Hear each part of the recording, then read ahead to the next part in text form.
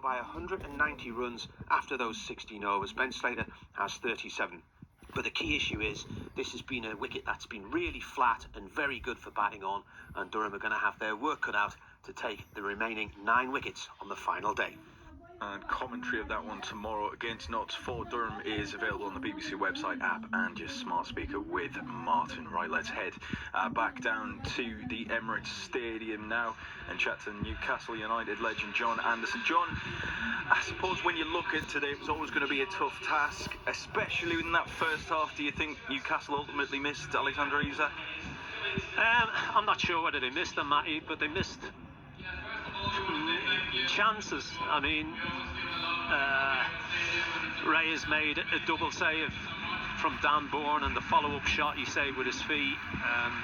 We had other half chances in that first half where we were the better side. You know, we bullied Arsenal to a degree. Our physicality and our pace, I don't think Arsenal could live with. And we probably should have gone in ahead at half-time, but against top sides you've got to take your chances, because you know somewhere along the line they'll get one, and unfortunately for us, Declan Rice has scored a cracking goal. You know, it's a real good strike, but from a defensive point of view, from our point of view, it was a poor goal to give away. You know, we give the ball away in a bad area of the pitch at left back. Odegaard recycles it into him and he just whips it straight across. Nick Pope into the bottom right hand corner. Good goal. As good as we were in the first half, Arsenal were good second half. You know, they bossed the majority of that second half, started very well, slowed the pace of the game down, took the sting out of us a little bit. But yeah, look, it was always going to be difficult. We've already beaten them 3 times this season, but it was always going to be hard coming here. It's a tough place to come, and we always felt that it may well go down to the last day of the season against Everton at St James's, and it has done.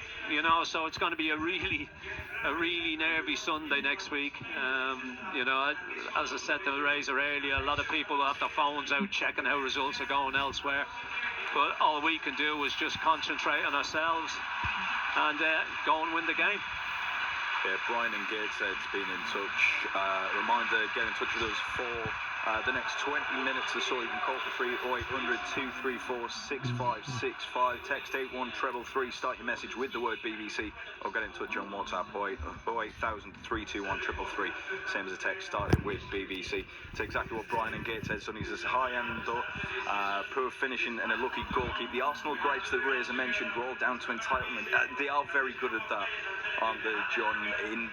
They do know how to use that experience, kill a game off, and just make it really difficult for an opposition like they did with Newcastle today. Yeah, they did use their experience in that second half. I mean, in the first half they caused some of their own problems.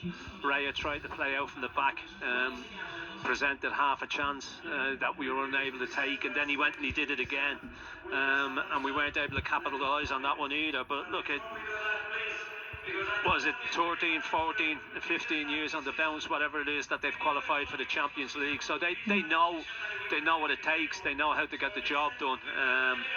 But it was touchy, this game. You know, it was nervy as well, because I think both sides realised how much was riding on it, and we gave it a go right to the death. You know, we threw bodies forward at the death. We left ourselves open.